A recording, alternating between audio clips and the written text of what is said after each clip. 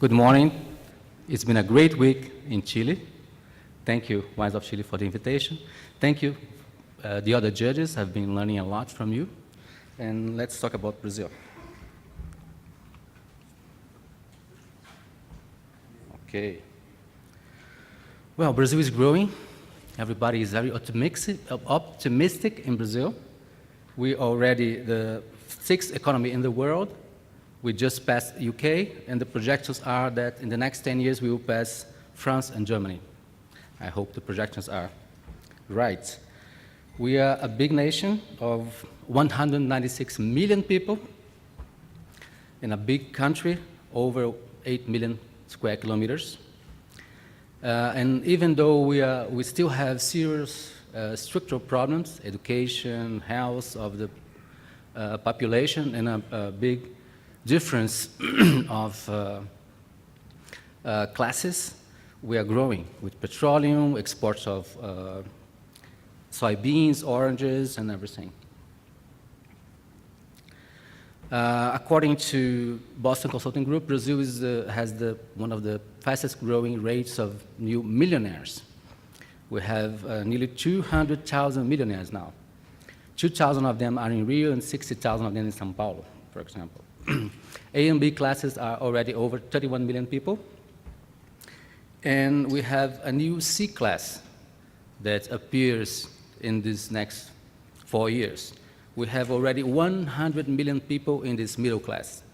That makes $600 to $2,700 a month. And this new C class is discovering wine. They're still afraid of this new thing called wine, but they're willing to try this new thing. And many of these families are buying their first bottle of wine. These are the numbers of 2010. Chile has been the leader for 10 years. Chile is very well in Brazil and still are. Chile and Argentina are fighting like dog with a bone for the leadership, but Chile always succeeds. The only challenge of Chile now is that Argentina has a higher average price for a liter. Let's analyze these numbers a little bit. Well, in third place you see Italy, but this number is a little fake because 60% of the Italian imports are Lambrusco and Prosecco, very low cost wine that sells like beer. Portugal is a serious contender. Portugal sells a lot of red wine, and Brazilians like red wine. White wine for Brazilians is not good wine.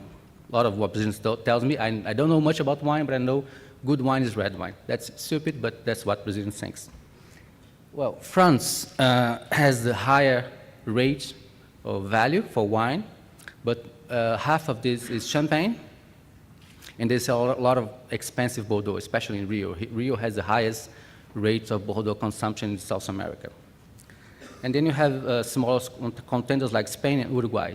Spain is starting to invest in Brazil. They're doing marketing actions with exacts, and they're growing, but still very far from the others. So the contenders in Brazil really are Chile, Argentina, and Portugal.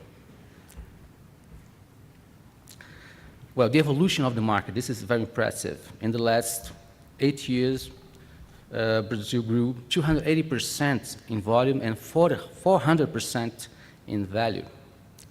And this is just the beginning. If you analyze the per capita consumption, it's only 2.2 liters a year. And this can easily go to 20 liters in 10 years, for example.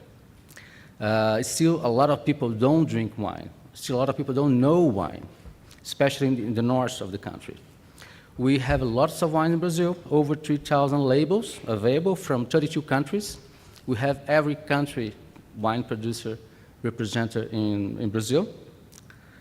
And unlike China and India, for example, we don't have any cultural or religious barrier. And we are very influenced by Europeans. We have a lot of European immigration. Lots of Italians in São Paulo, a lot of French and Portuguese in Rio, a lot of Germans, Polish in the south, for example. So Brazilians don't have wine in the everyday, in the culture, but have in their DNA. We can split the consumers in Brazil in two, on-trade and off-trade. In the on-trade consumers, we have highly educated people, people that know everything about wine, reads every magazine, imports magazines, reads Decanter, Wine Spectator, and also good magazines. And they have huge collections of Romane Conti, Petrus, for example, and they are highly educated in wine.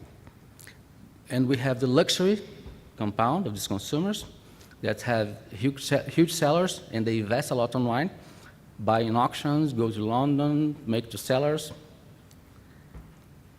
And another typical thing from Brazil is the regionalization. We have 86% of the wine consumed in the southeast, which means São Paulo, Rio, and the south, Rio Grande do Sul, Paraná, and Santa Catarina. The north and the northeast are very low in consumption, only 30% of the total. If you take Rio and São Paulo together, they consume half of the wine in Brazil. And if you take the northeast, the average consumption is just 0.6 liters. That's where we could grow a lot. We have nearly 300 importers in Brazil. You might know you are here represented by many of them, like Mistral, Casa Flora, Porto a Porto, Decanter, and others. Supermarkets are very important in Brazil. They sell 50% of the wine in Brazil for the off-trade consumers. And although Chile and Argentina fight a lot for the consumers, many of those consumers of off-trade, they don't distinguish Chile and Argentina. That's curious.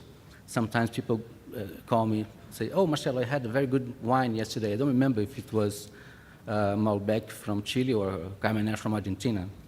So to these consumers, South American wine is one thing. The biggest supermarket is Pão de Açúcar. They have a revenue of $26 billion, and they grew in wine 30% last year, so that's a significant number.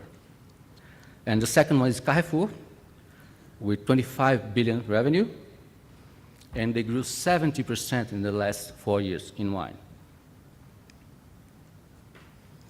The fair and events are very important in Brazil because in a new market as Brazil, promotion is very important. Give the wine to taste is very, very important. And we have small and big fairs all over the country, not only in Rio and São Paulo now. In the last 2 or 3 years, we have new fairs in the Northeast too. And almost every day, we have 2 or 3 wine tastings with producers in Rio and São Paulo. It's a really tough competition.